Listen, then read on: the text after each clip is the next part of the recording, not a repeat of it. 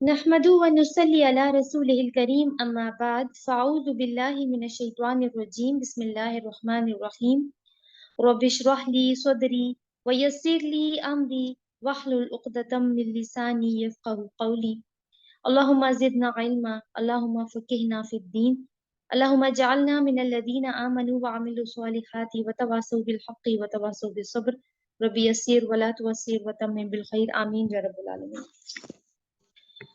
तकरीबन 2 हफ्ते हो गए हैं। पिछले हफ्ते तो क्लास नहीं हो पाई। एक रिकैप ले लेते हैं क्योंकि गैप काफी आ गया है हमारा। तो दूसरा पारा हमारा अल्हम्दुलिल्लाह स्टार्ट हो चुका था। आयत नंबर 142 से 151 हमने कवर किया था लास्ट सेशन में। तो उनका एक रिकैप के तहवील किबला के अहकामात हमने पढ़े, और ये तहवील किबला इस बात का ऐलान था कि इमामत बदल चुकी है। पहले इमामत बनी इसराइल के हाथ में थी और अब वो बनी इस्माइल के हाथ में आ चुकी है। एक नई उम्मत की बुनियाद रख दी गई है अल्लाह ताला की तरफ से, और उस नई उम्मत को उम्मत वसता कहा गया है। इसके बारे में हमने डिटेल में पढ़ा था लास्ट सेशन में। फिर किबला की सिमत क्योंकि बदल गई तो उसकी पैरवी करने का एक ताकीदी हुक्म हमें नजर आता है। इन बिटवीन अल्लाह ताला ने एक बहुत ही खूबसूरत हमें एडवाइस दी कि हर इंसान की जिंदगी का एक सेंट्रल पॉइंट होता है जिसके गिर्द इसकी जिंदगी घूमती है। तो उम्मत वसता की जिंदगी का, या उम्मत वसता के हर फर्द की जिंदगी का सेंट्रल पॉइंट क्या होना चाहिए कि वो नेकियों में सबकत करे। इनको चाहिए कि आपस में नेकियों के अंदर कंपटीशन करे। फिर अल्लाह ताला ने अपनी नेमत तमाम करने का जिक्र किया। कौन सी नेमत? वही की नेमत।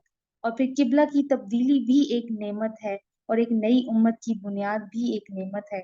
फिर अल्लाह ताला ने इस नेमत का जो इत्तमाम किया कि अपना आखिरी पैगंबर हजरत मोहम्मद सल्लल्लाहु अलैहि वसल्लम को दुनिया में भेज दिया, जिन्होंने जो हमने स्टेप्स पढ़ते वो क्या मुसलमानों के लिए किताब की तालीम देते हैं, यानी किताब की आयत पढ़ते हैं, इनका तज़किया करते हैं, हिकमत की तालीम देते हैं, और वो बातें सिखाते हैं जो लोग उससे पहले नहीं जानते थे। तो आयात का तसलसल इसी तरह से जारी है। तो अल्लाह ताला आगे क्या फरमा रहे हैं, 152 से हम स्टार्ट करेंगे आज का सेशन। आऊज़ु बिल्लाहि मिनश शैतानिर रजीम बिस्मिल्लाहिर रहमानिर रहीम फज़कुरूनी अज़कुरकुम वशकुरू ली वला तकफुरून। बहुत ही खूबसूरत आयत है। बस याद करो मुझे, मैं तुम्हें याद करूंगा, और शुक्र करो मेरा और मेरी नाशुक्री ना करो। अल्लाह ताला फरमा रहे हैं कि तुम मुझे याद करो, जब तुम मुझे याद करोगे तो मैं तुम्हें याद करूंगा, तुम मेरा जिक्र करोगे तो मैं तुम्हारा जिक्र करूंगा। जिक्र के अल्फाज देखिए, फर्ज कुरूनी, तो जिक्र हमें नजर आ रहा है यहाँ पे। और फिर शुक्र की बात की और ये कहा कि मेरी नाशुक्री ना करो, कुफर ना करो। ये भी देखेंगे कि कुफर किस कॉन्टेक्स्ट में यहाँ पर इस्तेमाल होने वाला है। तो जिक्र का मतलब है याद करना, और याद करना आसान हो जाता है कब? जब हम किसी के एहसानात को याद करें। और बिल्कुल पिछली वाली आयत में हमने देखा कि अल्लाह ताला ने अपनी नेमत तमाम कर दी उम्मत वसता पर। एक तो इनको एक नई उम्मत का खिताब मिला, एक नई उम्मत को एक नई जिम्मेदारी दी गई, और उसके अलावा अपना आखिरी पैगंबर भेज दिया, और अपना फाइनली जो मैसेज था कुरान की सूरत में वो भी भेज दिया। तो जिक्र करना कब आसान हो जाता है? जब हम किसी के एहसानात को याद करते हैं। और कौन सा एहसान? फिर वही बात कि पैगंबर का भेजा जाना। तो अल्लाह ताला ने फरमाया तुम मुझे याद करो, अगर तुम ऐसा करोगे तो मैं तुम्हें याद रखूंगा। तो एक बड़ा ही खूबसूरत रिलेशनशिप है बंदे और रब के बीच में जिसकी बात हो रही है। देखिए, मुआशरे में हम बहुत सारे लोगों का जिक्र करते हैं, यानी उनको याद करते हैं। ऐसे बहुत सारे लोग यूजुअली जिनसे हम इम्प्रेस होते हैं, जैसे कि सेलिब्रिटीज हैं, या फिर कोई पॉलिटिशियंस हैं, या कोई खिलाड़ी हैं। तो हम लोग उनको याद करते हैं, हमें बहुत कुछ उनके बारे में मालूम होता है, हमें बड़ा तजस्सुस होता है उनके बारे में जानने का कि वो क्या उनकी रूटीन्स हैं जिंदगी की। फिर हम उनके ऊपर हम उसको फॉलो भी कर रहे होते हैं, इतने हम इम्प्रेस हो जाते हैं। लेकिन क्या वो भी हमें याद करते हैं? क्या उनको भी हमारे बारे में जानने का तजस्सुस है? उनको तो हमारे बारे में हकीकत तो ये है कि कुछ भी मालूम नहीं होता, और ना ही वो जानना चाहते हैं। लेकिन इस आयत में अल्लाह ताला की बात हो रही है, किसी दुनियावी शख्सियत की नहीं। और कितना बड़ा ऑनर है ना उम्मत मुस्लिमा के लिए कि अल्लाह ताला कह रहे हैं कि जब तुम मुझे याद करते हो तो मैं तुम्हें याद करता हूँ। जरा तसव्वुर करें कि कितना बड़ा मकाम फील होता है हमें जब हमारा नाम कोई अहम शख्सियत लेती है। या किसी फंक्शन में, किसी प्रोग्राम में, स्टेज पर हमारे नाम का ऐलान होता है, तो हमारी क्या फीलिंग्स होती है, हम कितना एलिवेटेड फील करते हैं कि हमारा नाम अलग से लिया गया है और सब लोगों को पता चला है कि हाँ हमने कोई कारनामा किया है। तो हमारा नाम अगर हमारे रब की, जो रब्बुल आलमीन है, अगर वो हमारा जिक्र करे तो कितने बड़े ऑनर की बात है। आगे अल्लाह ताला कहते हैं वशकुरूली, तो मेरा, लिहाजा तुम मेरा शुक्र अदा करो, यानी अल्लाह का जिक्र और फिर उसके शुक्र की बात की गई कि उसका शुक्र अदा करो। और आगे कहा वला तकफुरून, और मेरी नाशुक्री ना करो। ये तकफुरून वैसे तो कुफर से है, तो अब ये है कि क्योंकि कुफर को हमने डिफरेंट कॉन्टेक्स्ट में जाके देखना होता है, कि हमने आयत के रेफरेंस से जाके देखना है कि यहाँ पे कुफर क्या होगा। तो यहाँ पे क्योंकि अल्लाह ने अपना शुक्र और जिक्र करने की बात की है और शुक्र अदा करने की बात की है, तो अगर ये नहीं करेंगे तो एक किस्म की नाफरमानी हो जाएगी और उसको यहाँ पे कुफर कहा गया है। लेकिन मुसहफ में जो इसका मीनिंग है वो फिर जाहिर है कि आयत के एतबार से नाशुक्री ही लिखा हुआ है। तो पहले कहा शुक्र करो, फिर फरमाया नाशुक्री ना करो, तो एक ही बात है, लगती तो एक ही बात है ना, यानी शुक्र करो और नाशुक्री ना करो। दो दफा क्यों कहा अल्लाह ताला ने? क्योंकि मुमकिन है ना एक, कि एक इंसान एक वक्त में शुक्रगुजार हो और किसी दूसरा वक्त कोई ऐसा है कि वो नाशुक्रा हो जाए। ऐसा हो रहा होता है जिंदगी में। तो अल्लाह ताला वॉर्न कर रहे हैं कि हर हाल में शुक्र करो, हर हाल में उसका शुक्र करना है, चाहे किसी भी हाल में हो। तो रसूलुल्लाह सल्लल्लाहु अलैहि वसल्लम ने हमें ताकीद की है, मुसलमानों को, अपने उम्मतियों को, कि क्या कहना है, अल्हम्दुलिल्लाहि अला कुल्ली हाल, हर हाल में अल्लाह ताला का शुक्र है और उसी की तारीफ है। जो भी देखें हम पे हालात पेश आते हैं, वो हमारे रब की तरफ से होते हैं, और हमें इस बात का यकीन हो कि हमारे रब की तरफ से जो भी पेश आ रहा है उसमें हमारे लिए तो खैर ही खैर है। तो फिर हम शुक्र अदा करेंगे। हम थोड़े शॉर्ट साइटेड हो जाते हैं इंसान, क्योंकि जल्दबाज है, इसलिए वो कहता है कि इसमें कौन सा शुक्र अदा करने की बात है, ये तो मुझ पे एक प्रॉब्लम आ गई। बहरहाल आगे जाके हम इन आयात को भी डिस्कस करेंगे। तो अगली आयत को देखिए, बड़ा खूबसूरत एक लिंक आपको नजर आएगा। या अय्युहल्लज़ीना आमनू, ए लोगो जो ईमान लाए हो, इस्ताईनु बिस्सब्री वस्सलाह, तुम सबर और नमाज से मदद तलब करो। ये जो इस्ताईनु का लफ्ज है ना, इसको अंडरलाइन कीजिएगा। इन्नल्लाह मअस-साबिरीन, बेशक अल्लाह सब्र करने वालों के साथ है। तो ईमान वालों को खास तौर पर खिताब करके अल्लाह ताला क्या कह रहे हैं, कि जब तुम्हें मदद चाहिए तो तुम्हें सब्र और नमाज का सहारा लेना है, और अल्लाह सब्र करने वालों के साथ है। देखते हैं इसका क्या, कैसे अनफोल्ड होता है इसका मीनिंग। तो पिछली आयत जो भी हमने पढ़ी, अल्लाह ताला ने क्या कहा, मेरा जिक्र करो और मेरा शुक्र करो। लेकिन कैसे करें, क्या तरीका है उसका? तो जवाब अल्लाह ताला ने इस आयत में दे दिया कि सब्र और नमाज से। और सबर, शुक्र और नमाज का बाहमी ताल्लुक क्या है, ये भी हम कोशिश करेंगे। मैं कोशिश करूंगी कि अल्लाह ताला के इज़्न से कि मैं इस चीज को कर सकूं, आपस में इसका लिंक बना सकूं। अच्छा देखिए, एक चीज समझने की ये है कि हमारे दीन में ना कुछ एब्स्ट्रैक्ट चीजें हैं, यानी आप कह सकते हैं कुछ उसूल हैं जिनको पूरी तरह समझना मुश्किल हो जाता है। लेकिन हमारा दीन बहुत आसानी करता है हमारे लिए, कि वो इन चीजों की ना हमें प्रैक्टिकल एक्सरसाइजेस दे देता है, ताकि वो उसूल हमारी जिंदगी में शामिल हो जाएं।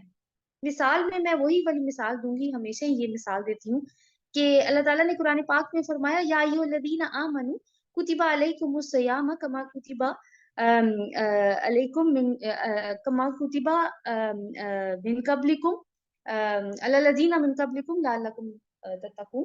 ए लोगो जो ईमान लाए हो, तुम पे रोजे फर्ज किए गए जिस तरह तुमसे पहले वाले लोगों पर फर्ज किए गए थे। क्यों? ताकि तुम मुत्तकी बन जाओ। तो रोजे क्यों फर्ज किए, हमें क्यों रोजे रखने को कहा? ताकि हमारे अंदर एक क्वालिटी पैदा हो जाए, और वो क्वालिटी कौन सी है? तकवा की क्वालिटी। अब वैसे तो तकवा को देखें तो बड़े एक वास्ट टर्म, एक वुसअत नजर आती है इस टर्म में, कैसे समझें इस चीज को, किस तरह से तकवा अंदर लेकर आए। लेकिन अल्लाह ताला ने कहा नहीं, जब रोजा रखोगे ना तो तुम्हारे अंदर तकवा आ जाएगा। तो रोजा क्या है? प्रैक्टिकल एक्सरसाइज है, एक उसूल को हमारी जिंदगी में शामिल करने के लिए। और वो उसूल कौन सा है? तकवा का। अल्लाह ताला ने हमें एक प्रैक्टिकल एक्सरसाइज दे दी है रोजे की शक्ल में। वैसे हम काफी इस मौजू को डिस्कस कर चुके हैं, तकवा को भी, और इसका किस तरह से लिंक बनता है रोजे के साथ। लेकिन एक इजमाली तौर पर जिक्र करती चलती हूँ इसका दोबारा से, कि तकवा का मतलब होता है बचना, अपने आप को बचाना या बच बच कर जिंदगी गुजारना। तो जिस तरह से रोजे में हम हलाल चीजों से भी बच जाते हैं, और एक एक खास पीरियड ऑफ टाइम के लिए, और हम फील कर रहे होते हैं अल्लाह ताला की प्रेजेंस को हमारे साथ, क्योंकि कोई हमारे साथ नहीं होता, कोई हमें देख नहीं रहा होता, लेकिन हम खाने पीने से और बाकी बहुत सारे कामों से जिसे बचने की अल्लाह ताला ने हमें हुक्म दिया, हम बच रहे होते हैं। तो क्या है, अपने आप को बचाना। और ये एक हमें ट्रेनिंग दे देता है पूरे साल के लिए, कि इस ट्रेनिंग को लेके पूरे साल में अपने अपने जिंदगी में इसको इम्प्लीमेंट करो, तो तुम क्या हो जाओगे, तुम मुत्तकी हो जाओगे। यानी अल्लाह ताला की प्रेजेंस को हर वक्त अपने साथ फील करो और अपनी जिंदगी बच बच कर गुजारो। तो ये एक अल्लाह ताला ने हमें प्रैक्टिकल एक्सरसाइज के थ्रू समझाया ना, रोजे के जरिए। तो इसी तरह नमाज भी क्या है, एक प्रैक्टिकल एक्सरसाइज है। मसलन अपने किरदार की हमने हिफाजत करनी है, कैसे करें हिफाजत? तो अल्लाह ताला सूरह अनकबूत की आयत नंबर 45 में फरमाते हैं, अस्सलात तन्हा अनिल फहशाई वल मुनकर, के नमाज बेहयाई और बुरी बातों से रोकती है। फिर अल्लाह ताला ने कहा कि मुझे याद रखो। अब कैसे याद रखिए अल्लाह ताला को? तो अल्लाह ताला ने सूरह तहा आयत नंबर 14 में बता दिया कि अकीमिस्सलाता लिज़िक्री, कि मेरे जिक्र के लिए नमाज कायम करो। ऊपर ऊपर जिक्र हुआ ना पिछली आयत में कि मेरा जिक्र करो और मेरा शुक्र करो, तो मेरे जिक्र के लिए नमाज कायम करो। यहाँ पे बात हो रही है कि मदद कैसे आएगी, तो वो कहाँ से आएगी मदद? यानी अल्लाह ताला की मदद अगर हमें चाहिए, क्योंकि देखिए ये सारी आयत जो हम पढ़े ना, माइंड में वही चीज रखनी है, उम्मत वसता और उनको उसको दिया हुआ टारगेट। ठीक है, उस चीज को नहीं भूलना हमने, उनके साथ चीजों को लिंक करना है, सारी चीजों को अलग से इन आयात को समझेंगे वो भी ठीक है जनरली, लेकिन ये है कि अगर लिंक करेंगे तो ज्यादा उस चीज को बेहतर तौर पे अंडरस्टैंड हम कर सकेंगे। तो बात फिर वही वाली रिपीट कर रही हूँ कि मदद कैसे आएगी? सबर से आएगी। और सबर कहाँ से आएगा? तो वो नमाज से आएगा। आप कहेंगे कि नमाज से सबर कैसे आएगा? तो ना सिर्फ नमाज सबर देती है, बल्कि सबर डिमांड भी करती है। कैसे? देखिए, सबर से मुराद क्या है? साबित कदमी और इस्तिकामत।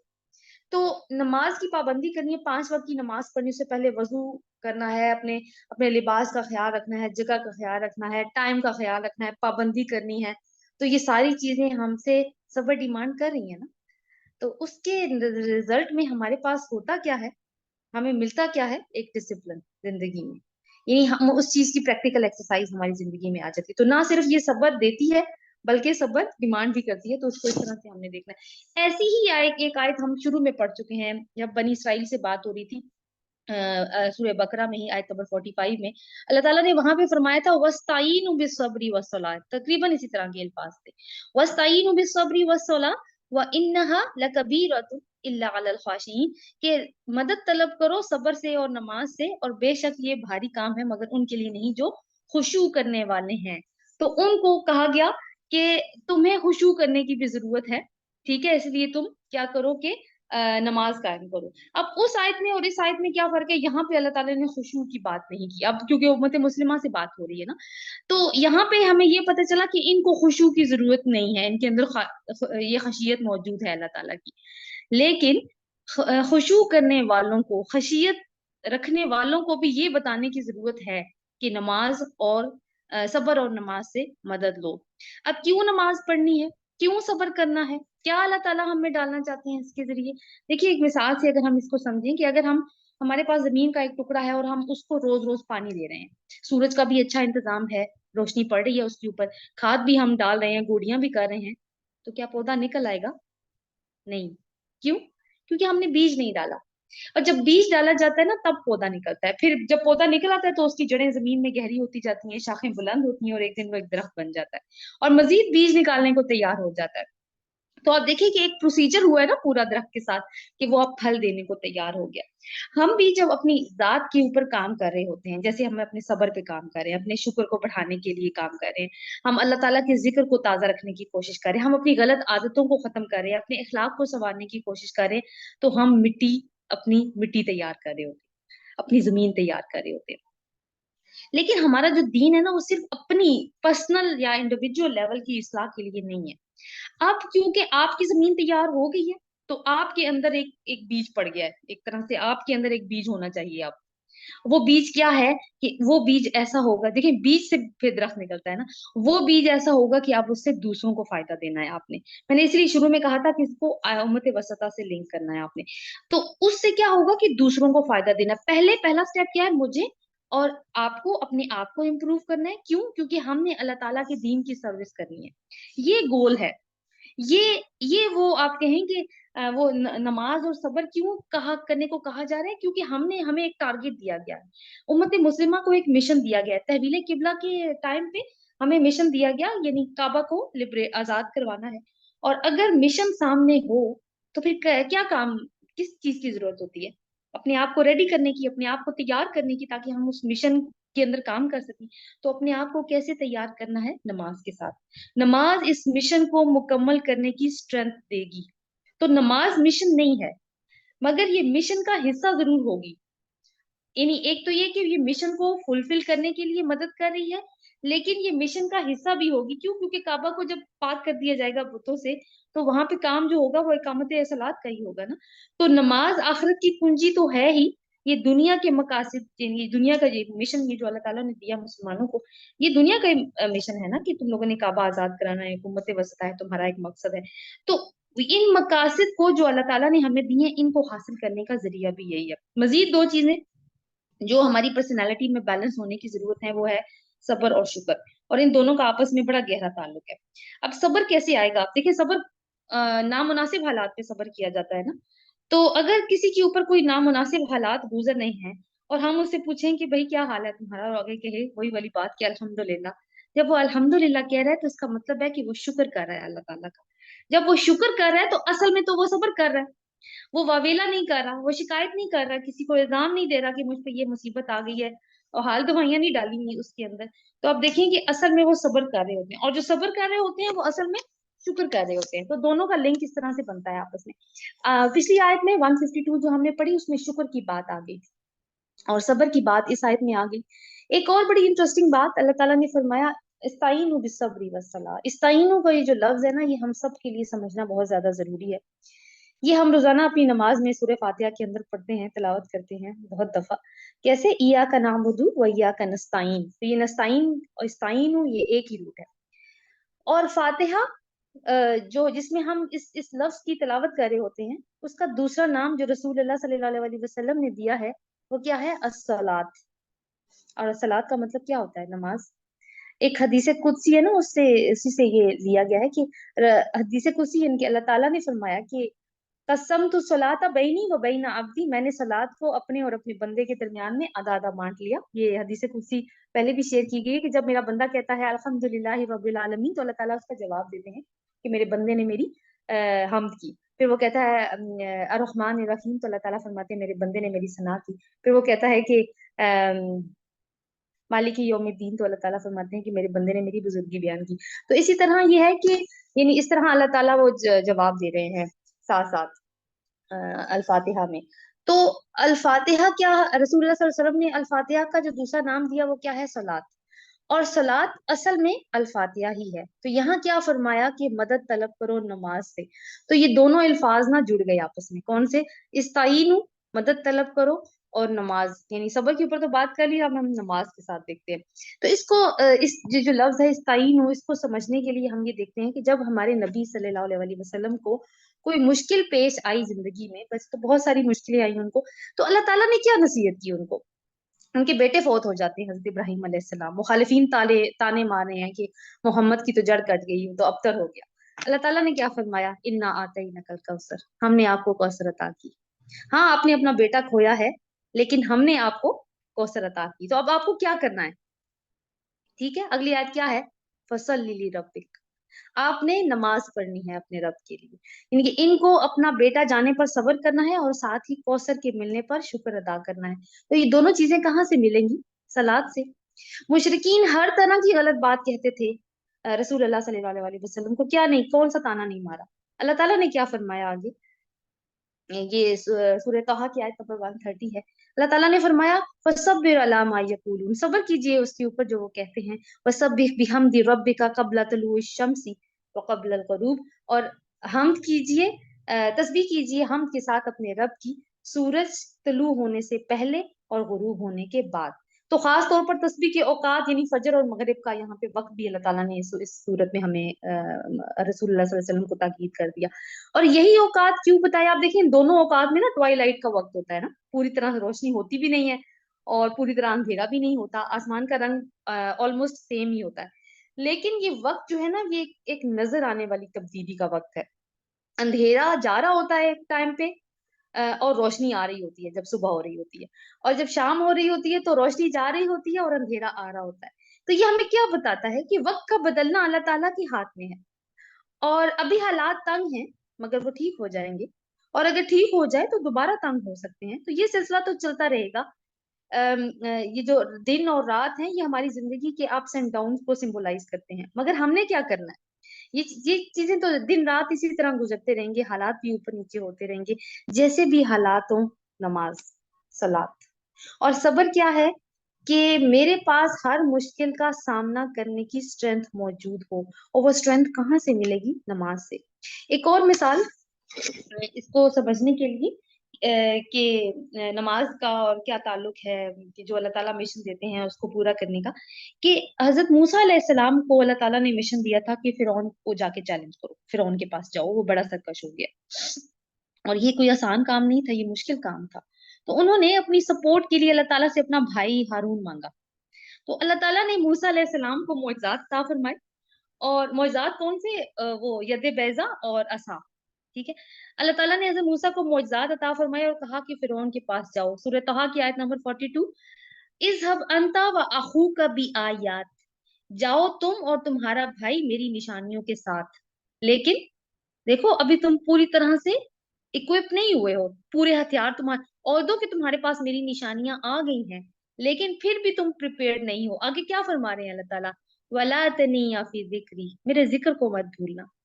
یہ کام جو فرعون کو چیلنج کرنے کا تھا، جو حضرت موسیٰ علیہ السلام کو دیا گیا تھا، یہ کوئی روحانی کام تو نہیں تھا، سیاسی کام تھا، ایک مباحثے والا کام تھا، مگر اللہ تعالیٰ نے فرمایا کہ صرف ایک طریقہ کہ تم دنیا کا ایک بڑا کام کرو، اور وہ بڑا کام کیا تھا کہ فرعون کو چیلنج کرنا ہے، جو سب سے طاقتور بادشاہ تھا دنیا میں اور ابھی تک اس کو طاقتور مانا جاتا ہے۔ اس میں کرنا کیا ہے؟ میرا ذکر۔ اور موسیٰ علیہ السلام اتنے کلیئر تھے اس بات کے اوپر کہ جب انہوں نے دعا میں اپنا بھائی مددگار کے طور پر مانگا تو یہ نہیں کہا کہ ہم مل کر فرعون کو شکست دیں گے، بلکہ کیا کہتے ہیں؟ کئی نسبحک کثیرا ونذکرک کثیرا، تاکہ ہم تیری تسبیح کریں کثرت کے ساتھ اور تیرا ذکر کریں کثرت کے ساتھ، اور اللہ کو یاد کریں گے۔ ذکر کرنا اور تسبیح کرنے سے مراد کیا ہے؟ اللہ تعالیٰ کو یاد کرنا۔ تو اللہ کو یاد کریں گے تو کیا ہوگا؟ کیا ہوگا؟ فَاذْكُرُونِی اذکرکم، تم مجھے یاد کرو گے تو میں تمہیں یاد کروں گا، وہ ہمیں یاد کرے گا۔ اور اگر اللہ تعالیٰ ہمیں یاد کر رہا ہے نا تو پھر ہمیں کیا چاہیے؟ پھر ہمیں کچھ نہیں چاہیے، پھر وہ ہمیں بچا لے گا۔ جب رسول اللہ صلی اللہ علیہ وسلم نے اپنا مشن شروع کیا تو ان کے پاس کیا تھا؟ کوئی ریسورسز نہیں تھی، صرف ایک چیز اللہ تعالیٰ نے ان کو دی تھی، کون سی؟ اقرا، پڑھ، اقرا بسم ربک، اپنے رب کے نام سے پڑھ، یعنی ذکر کر اپنے رب کا، تلاوت کر۔ پھر مشن کے درمیان میں جب حالات بہت زیادہ ابتر ہو گئے تو اللہ تعالیٰ نے کیا دیا؟ صلات، نماز۔ جب انہوں نے وہ جو معراج کے موقع پہ 5 نمازیں دیتی تھی، پھر جب انہوں نے اپنا مشن مکمل کر لیا اور کعبہ آزاد ہو گیا، اب کیا دیا؟ سورہ نصر آپ کو یاد ہوگی، اذا جاء نصر اللہ والفتح ورأیت الناس يدخلون فی دین اللہ افواجا فسبح بحمدک ربک واستغفر۔ تو یعنی جب فتح تمہیں نصیب ہو جائے اور تم دیکھو کہ لوگ جوک در جوک تمہارے دین میں داخل ہو رہے ہیں تو تم نے کیا کرنا ہے؟ تمہارا مشن اب مکمل ہو گیا۔ فسبح بحمدک ربک واستغفر، تو اپنے رب کی تسبیح بیان کرو اور اس سے استغفار طلب کرو۔ پھر نماز کا ذکر، پھر سے نماز۔ تو صلات، تسبیح اور ذکر اور استغفار جڑے ہوئے ہیں نا آپس میں، نماز یہی تو ہے، تسبیح، ذکر اور استغفار۔ تو ہمارے لیے کیا پھر اس میں سبق نکلتا ہے اس میں، کہ ہم جس بھی سچویشن سے گزر رہے ہوں، سیاسی لحاظ سے، معاشرتی لحاظ سے حالات ابتر ہوں، معاشی لحاظ معاشرتی اور معاشی دونوں طریقوں سے مشکلات ہوں، ہم اکیلے ہوں یا اکٹھے ہوں، ہم نے نماز کو پکڑ کے رکھنا ہے، کیونکہ یہی کامیابی کی طرف لے کے جاتی ہے۔ سورہ المومنون نے اللہ تعالیٰ نے کہا نا، قد افلح المومنون الذین علی صلاتہم خاشعون، کہ تحقیق فلاح پا گئے مومن وہ لوگ جو اپنی نمازوں کو اوپر خشوع اختیار کرتے ہیں۔ اب دوبارہ آیات کی طرف واپس آئیں، کیونکہ یہ ساری وہ ڈسکشن صرف اس وجہ سے تھی کہ کس طرح سے ایک مشن کی تکمیل کے لیے ہمیں یہ چیزیں دی گئی ہیں، یہ ٹولز دیے گئے ہیں۔ تو ہمیں کس بات کا ہمیں شکر ادا کرنا ہے؟ ہدایت آنے کا، یعنی وحی کا۔ اس بات کو مائنڈ میں رکھیں تو اللہ تعالیٰ نے اگلی چیز کیا بتائی کہ صبر تمہارے پاس کیسے آئے گا؟ نماز کے ذریعے۔ اور صلات کا دوسرا نام کیا بتایا ہمیں ہمارے نبی نے؟ الفاتحہ، اور الفاتحہ کیا ہے؟ उम्मुल कुरान, तो कुरान पढ़ना है नमाज में। और इसके बाद मजीद कुरान, पहले हम फातिहा पढ़ते हैं वो भी कुरान है, और उसके बाद भी हम मजीद कुरान पढ़ते हैं। तो नमाज का दिल खुद कुरान है। तो हमने क्या सीखा कि कुरान तुम्हें सब्र देगा, ये तुम्हारी मदद करेगा, हर मुश्किल से साबित कदमी से तुम निकल आओगे, ये तुम्हें हौसला देगा और तुम्हारे हालात बेहतर हो जाएंगे, अल्लाह ताला की मदद आ जाएगी और अल्लाह ताला तुम्हें कुव्वत देगा। तो ये चीजें समझ में आ जाए तो अब तुम्हारी समझ में आ जाएगा कि इन्नल्लाह मअस साबिरीन, बेशक अल्लाह ताला सब्र करने वालों के साथ है। तो जिनको सब्र मिल जाए फिर इनसे घबराहट दूर हो जाती है, क्योंकि मिशन की तकमील जब हो रही होती है, इतना बड़ा मिशन हो, और हमें हमें सीरत के हालात जो हमने पढ़े, हमें पता है कि कैसे कैसे हालात पेश आए हैं इस मिशन की तकमील में। तो बहुत सारे मौके ऐसे होते हैं कि इंसान घबरा जाता है। तो उम्मत वसता को तो इतना बड़ा टारगेट दिया गया है, और साथ में अल्लाह ताला उनको इक्विप कर रहे हैं कि इस तरीके से तुमने अपने मिशन की तकमील करनी है। अगली आयत देखिए, वला तकूलू लिमन युक्तलू फी सबीलिल्लाहि अमवात, ये आयत नंबर 154 है। और ना तुम कहो इन्हें जो अल्लाह की राह में कत्ल कर दिए गए हैं मुर्दा हैं, यानी जो लोग अल्लाह की राह में मारे जाएं उन्हें मुर्दा मत कहो। बल्कि अहयाउम वलाकिन ला तशऊरून, बल्कि वो जिंदा है लेकिन तुम शऊर नहीं रखते। किस चीज का? कि वो किस तरह से जिंदा है, उनकी जिंदगी की कैफियत क्या है, तुम्हें इसका पता नहीं है। अब पहले वो बात आ रही थी, नेमत की बात की अल्लाह ताला ने, फिर नबी की बात की, फिर जिक्र और शुक्र की बात आई, फिर अस्तईनु बिस्सब्रि वस्सलाह और इन्नल्लाह मअस-साबिरीन। साथ ही ये कहा कि वो लोग जो मारे जाएं अल्लाह की राह में उन्हें कत्ल ना करो। ये क्यों बात आई? इसलिए कि मिशन की तकमील में जान भी जा सकती है। तो अब अगर अल्लाह की राह में जान चली जाए तो तुम इसकी राह में कत्ल हो जाओ, जो भी इसकी राह में कत्ल हो जाए उनको मुर्दा नहीं कहना। और ये जो जान जाने का मरहला ना, ये शुरू में नहीं आ जाता, बल्कि पहले इंसान की और मुख्तलिफ चीजों से आजमाइश होती है। वो चीजें भी हम अगली आयत में इंशाल्लाह पढ़ेंगे। मगर अल्लाह ताला ने पहले जान जाने का जिक्र क्यों कर दिया? कि तुम्हें ये पहले से बता दिया गया है, तुम्हें इस दीन के साथ जुड़कर रहना है, अपने मिशन के साथ कमिटेड रहना है, चाहे तुम्हारी जान भी जाए। तो तुम्हें ये पहले से ही बता दिया जा रहा है। और बेहतरीन मौत कौन सी है? अल्लाह ताला की राह में मरना, जिसको हम शहादत की मौत कहते हैं। और अल्लाह ताला ने कहा है कि वो जिंदा हैं। ये क्यों कहा अल्लाह ताला ने कि वो जिंदा हैं? देखिए, बरज़ख की जिंदगी में तो हर एक, यानी जो कब्र की जिंदगी है उसमें वो एक पूरा लाइफ स्टाइल है ना, एक हर एक अपनी अपनी जिंदगी जी रहा होता है। तो खास तौर पर इन्हीं के लिए क्यों कहा कि वो जिंदा हैं? तो मुफस्सिरीन कहते हैं कि इसका जवाब ये है कि इनकी जो जिंदगी होगी ना, वो बाकी लोगों की बरज़खी जिंदगी से अलग होगी। और में इसकी के रेफरेंस से मैं आपको एक हदीस का मफहूम बताती हूँ। ये सही मुस्लिम की रवायत है कि रसूल अल्लाह सल्लल्लाहु अलैहि वसल्लम ने फरमाया कि शुहदा की रूहें सबज परिंदों के जिस्मों में हैं, और इनके लिए अर्श के साथ कुछ कंदीलें लटकती हुई हैं। ये रूहें जन्नत में जहां चाहें सैर करती हैं, फिर अपनी कंदीलों में वापस आ जाती हैं। तो इसको अल्लाह ताला कहते हैं जिंदगी। और कुरान में आगे जाकर भी हमें अल्लाह ताला ने बहुत सारे कुरान में हमें इशारे मिलते हैं इन लोगों की जिंदगी के बारे में। और एक और बात जिसकी खबर है इस आयत में, वो ये है कि मक्का और मदीना वालों के दरमियान जंग की सूरत हाल आने वाली है। तो मदीना वालों को मेंटली प्रिपेयर किया जा रहा है। इसके बारे में ना एक चीज माइंड में रखिए कि रसूल अल्लाह सल्लल्लाहु अलैहि वसल्लम की बेसत का मकसद और उनकी मिशन की के जो मराहिल है ना, अगर वो हम माइंड में रखें तो आपको पता होना चाहिए कि वो कहाँ से स्टार्ट हुई है। मदीना में कोई ऐसी जंग की सिचुएशन नहीं आई, 11-12 साल सिर्फ दावत का सिलसिला रहा है, एक पूरी टीम बिल्डिंग की गई है।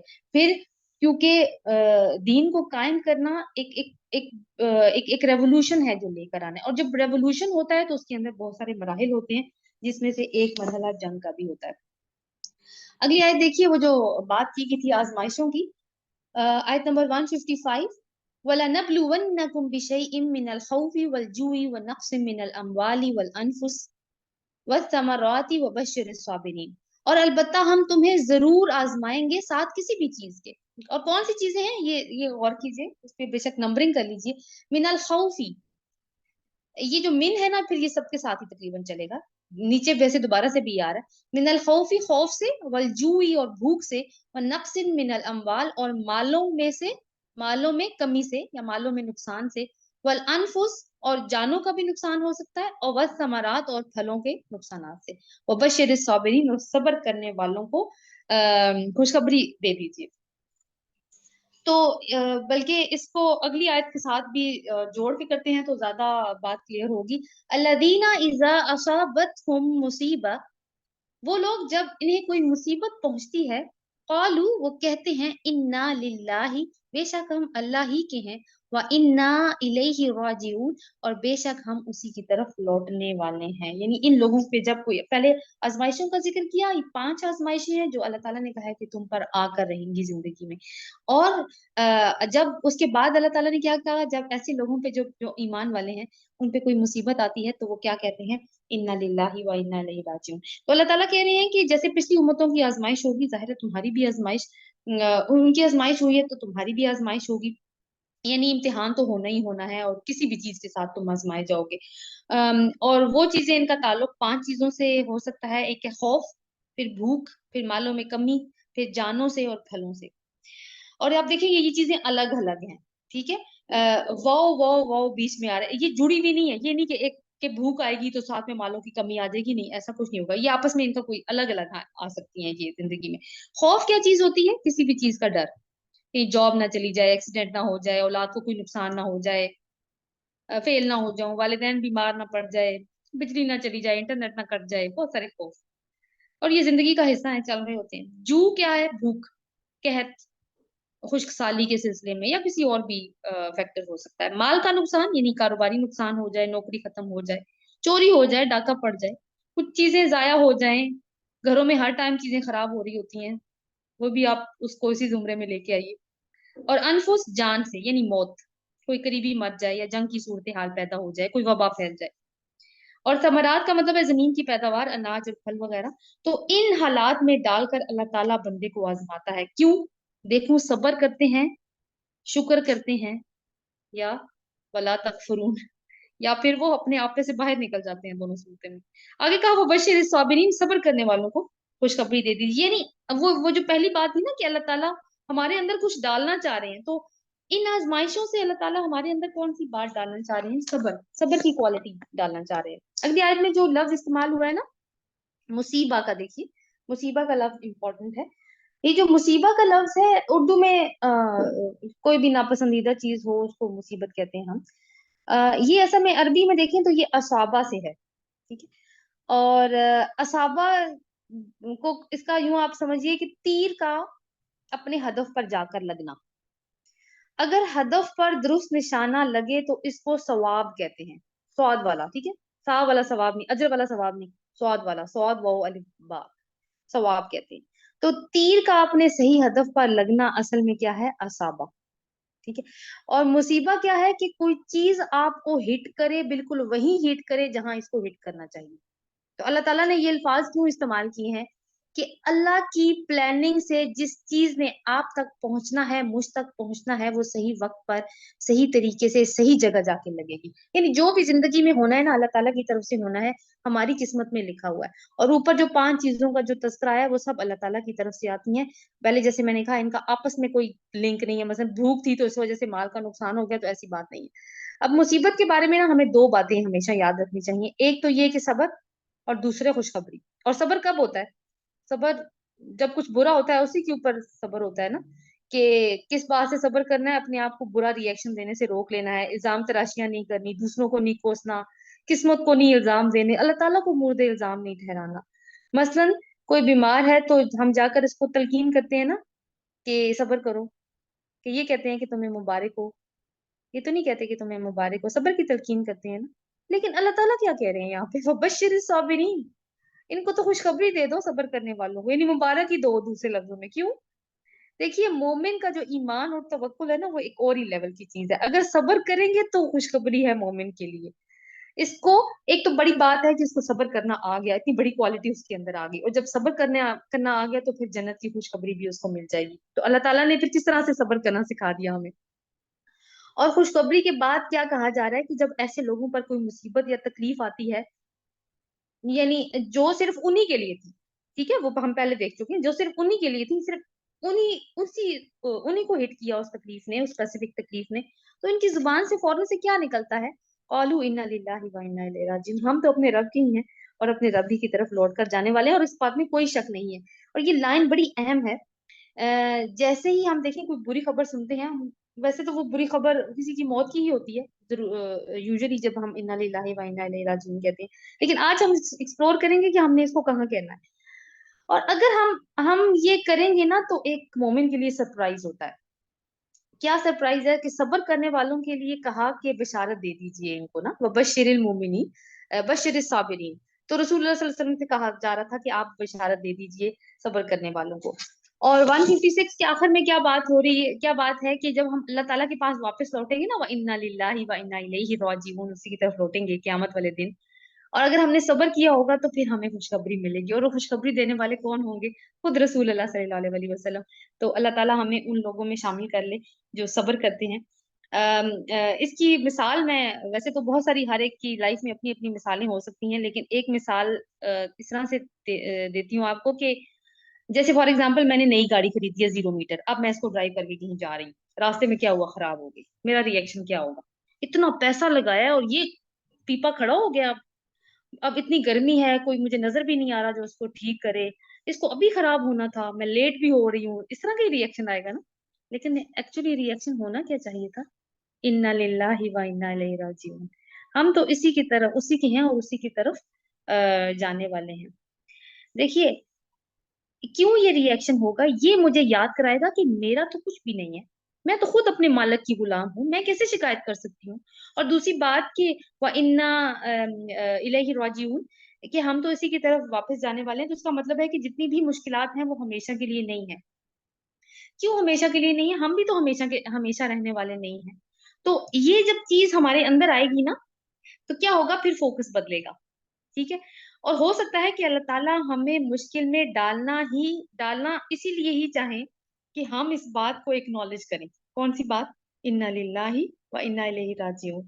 और अल्लाह हम में फिर सब्र डाल दे और हमें वो खुशखबरी का तोहफा मिल जाए, जिसकी अल्लाह ताला ने कहा है कि बशर साबिरीन, सब्र करने वालों को खुशखबरी दे दीजिए।